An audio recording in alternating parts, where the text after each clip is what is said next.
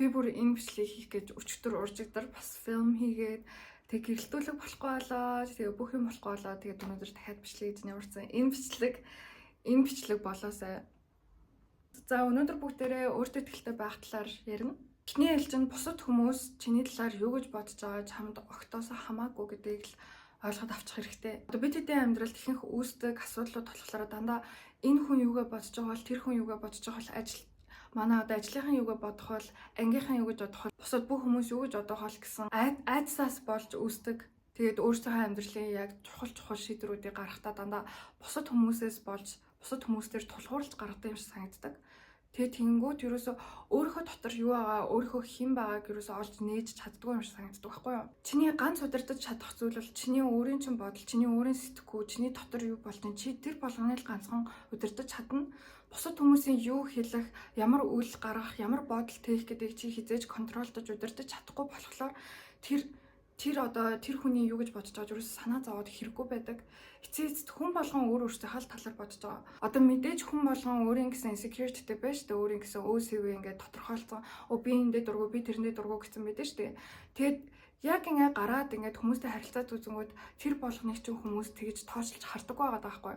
Бид хэд л өөрсөндөө одоо өөрийгөө толны өмнө зогсож маш удаан хардаг хүмүүс болохоор жижиг сажиг зүйлсүүдээ ингээд тодорхойлоод харсан байдаг. За энэ болохоомдоо би эндээ дургу байгаа юм байна да гэд ботцсон байдаг. Тэгээд тэрийг дараа нь ингээд гараад хүмүүс ингээд харлаа гэхэд яг үндэ чиний талаар хүмүүс тийм амар их боддоггүй. Эцээст хүн болгон өөрсдийнхөө талаар бодож идэг, өөртөндөө л санаа зовж идэг. Өдөр болгондоо хин чамайг юугээд бодчих бол гэсэн бодол чинь л чиний ингээд хамгийн сайн одоо өөрийнхөө хамгийн сайн төвшөнд хүрэхээс чинь хойшин татаад байдаг. Тэгээ дээрээс нь чи ингээд яг анзаараад үзэх юм бол маш олон хүмүүс чиний амьдрал чинь маш байдаг. Чи тэр хүн болгоны толгойн дотор нь чиний хувилбар одоо миний бадмаа гэсэн хувилбар шиг шал өөр хувилбарууд байдаг. Би ээжийнхээ хувьд шал өөр нэг охин харагдаж байгаа. Нэг найзынхаа хувьд би шал өөр бадмаа харагдаж байгаа. Нэг надад дургүй хүний хувьд бол би амар тийм муу хүн шиг харагдаж байгаа. Хайртай хүний хажууд би хамгийн инхрээ тийм хөөрхөн охин шиг харагдаж байгаа гэдэг ч юм уу те. Тэгэхээр хүн болгоны хувьд чи шал өөр хувилбаруудтай болохоор угаасаа тэр хувилбарыг өөрчлөх шаардлагагүй тэр хүмүүс тархин дотроо чамайг ингэ ботцсон байгаа зүйлийг чи хизээж өөрчилж чадахгүй. Тэрнээр л ингэ сэтгэлээ зүгээр би угаасаа тэрийг өөрчлөх шаардлага байхгүй, надад хамаа байхгүй гэж бодчихвол хамаагүй амар. Хамгийн гол нь чи дотроо өөрийгөө хин гэж бодох нь маш чухал байхгүй юу? Чи хэрвээ өөрийгөө сайн мэдхгүй, чи өөртөө ингэ сэтгэл хангалуун биш байгаад ах юм бол бусад хүмүүс чамайг юу гэнэ эсвэл одоо чи гоё амьдраж гэнэ үү, яаж энэ тэр болно ерөөсөө хамаагүй болчдаг. Зүгээр л чи өөрийгөө юу гэж бодож чинь чи тэрийгээрээ л өөрийгөө талент хараад эхэлчихдэг болохоор өөрийнхөө бодлыг амар сайн контролж сурах хэрэгтэй. За тэхийн тулд яг яах ёстой гэхээр өөрийгөө олж мэдэх нь хамгийн чухал гэдэг бол би маш сайн ойлгосон. Одоо би түрүү жилийн зунаас эхлээд яг өөр дээрээ ажиллаж эхлэе өөрийгөө бүр илүү сайн хайрлая, бүр илүү сайн ойлгоё. Яагаад ийм зүйлүүд болохгүй вэ? Яагаад ийм зүйл бүтэхгүй байна гэдгийг би өөр дээрээ өөрчлөлтүүд хийж эхэлсэн. Тэгээ чи ч гэсэн өөрчлөлт хийх боломжтой хүн болгон л өөрчлөгдөж чадна.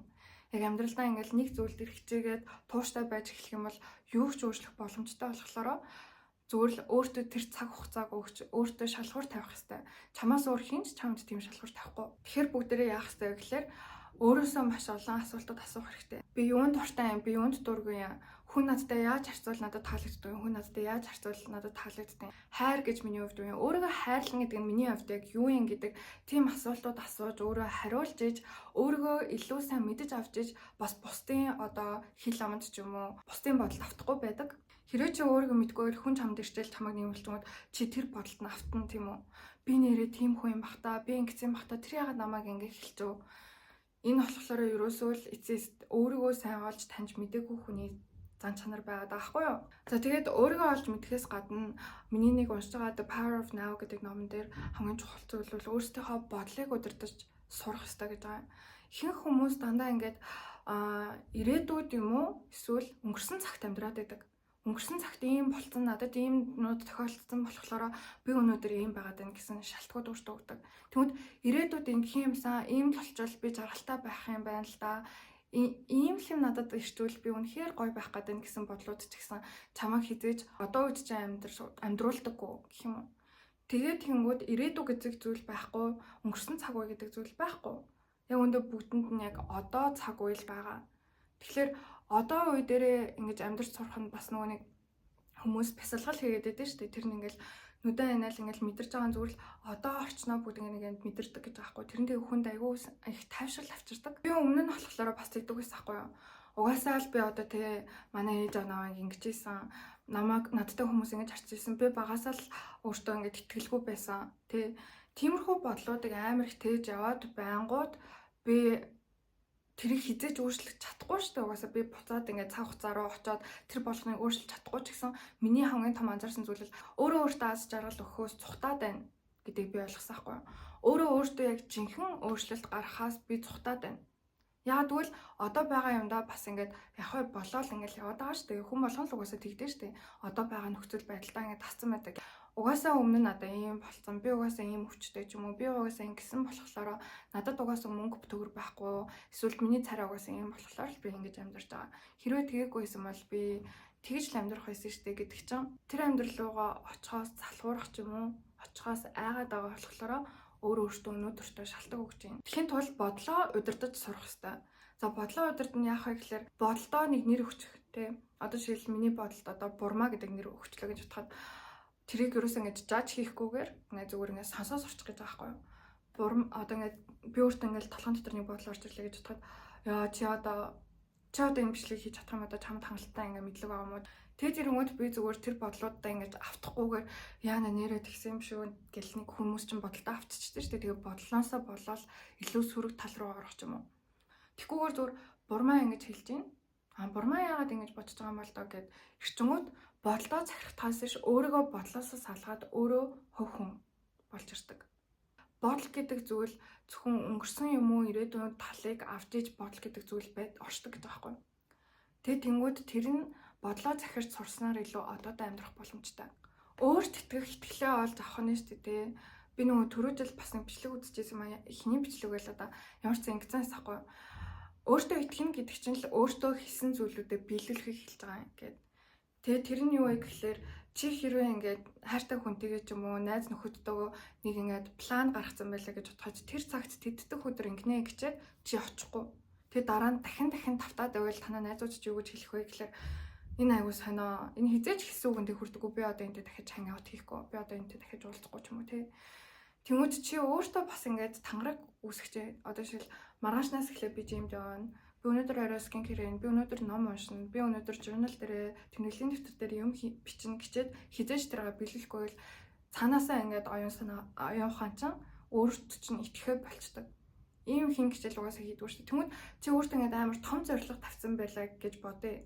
Бүр одоо тэгээ би энэ жил тийм машинтай болно, тийм одоо гэртэй болно гэдэг ч юм уу, тийшээ аялна гэдэг тийм том зорилго тавьсан байнгут өдөр тутмын жижигхэн өөртөө хий гэж тавьсан бодлуудаа үнэнч биш байдаг болохоор тэр ирээдүйн том зорилго чинь ч гэсэн айгүй бүрхэг харагдаж эхэлдэг.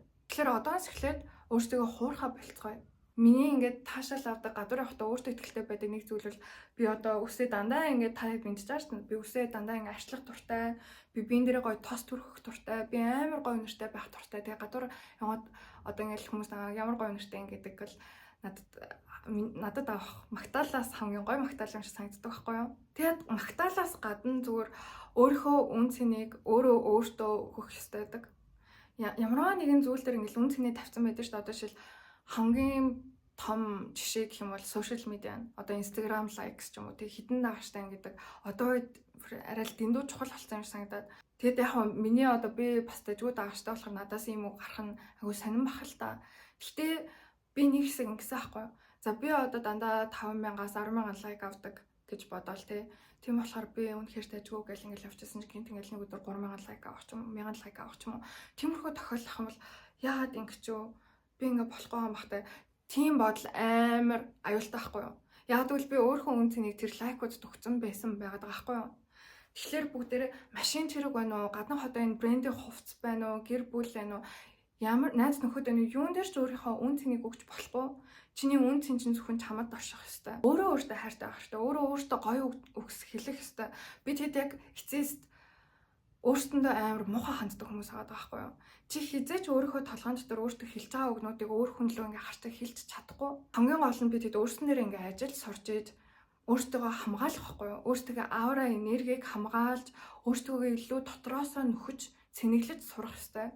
Тэр нь бид хэдийн өөрсөндөө өгөх хамгийн том хариуцлага. Одоо тэгээ монгол үг байдаг шүү дээ. Бие засаа, гэрээ зас, гэрээ засаа, төрөө зас гэдэг шүү дээ.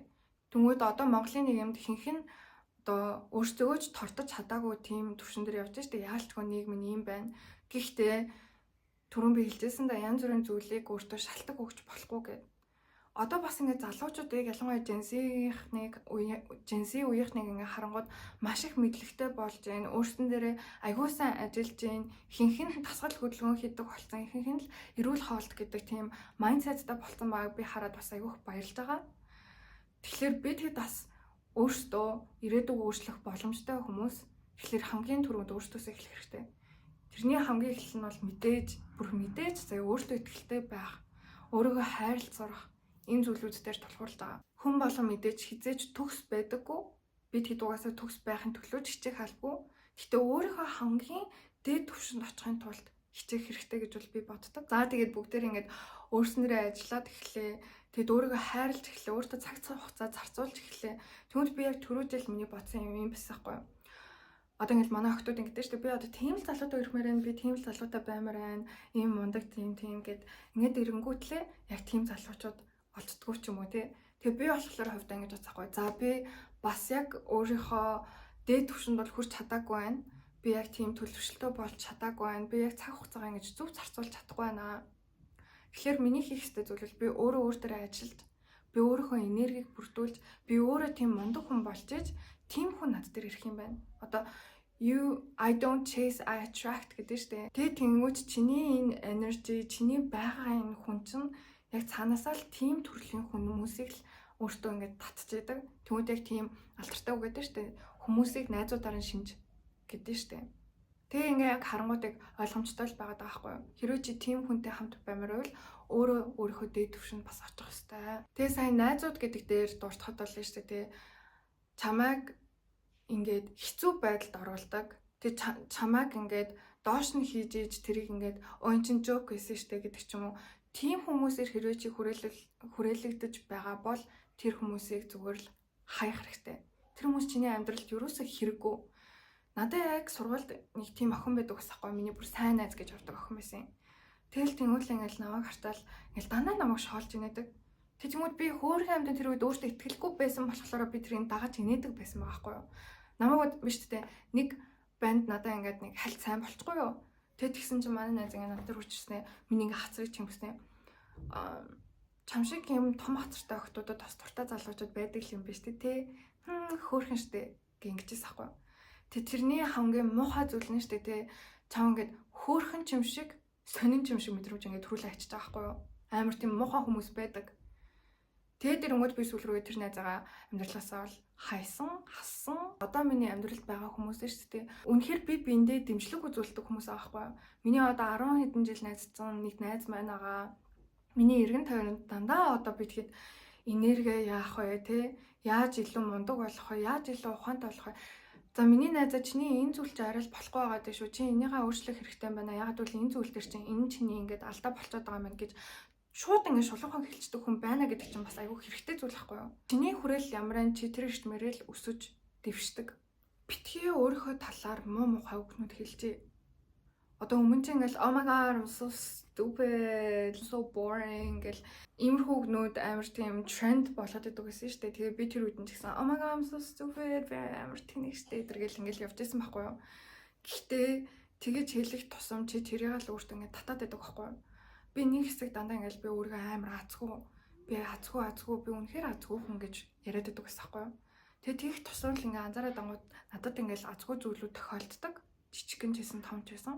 Гэтэ би ингээд юмыг харах өнцгөө арай өөр өнцгөөс хараад үзэнгүүт би бол уг нь бол амар хаттай хүн байсан байгаа байхгүй юу? Тэгээд би түрүү жилээс хойш шууд өөртөө хэлсэн юм. Тэр нөгөө lucky girl syndrome гэж гарсан байсан шүү дээ.